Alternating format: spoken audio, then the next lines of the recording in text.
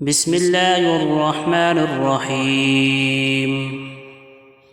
سبح اسم ربك الأعلى الذي خلق فسوى والذي قدر فهدى والذي أخرج المرعى فجعله غثاء نحوا.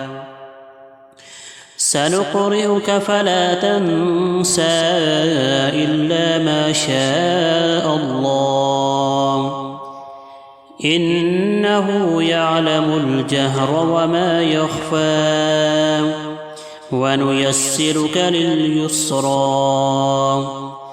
فذكر إن نفعت الذكرى سيذكر من يخشى ويتجنبها الأشقى الذي يصلى النار الكبرى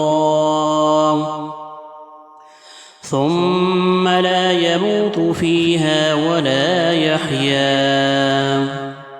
قد أفلح من تزكى وذكر اسم ربه فصلى بل تؤثرون الحياة الدنيا والآخرة خير وأبقى إن هذا لفي الصحف الأولى صحف إبراهيم وموسى.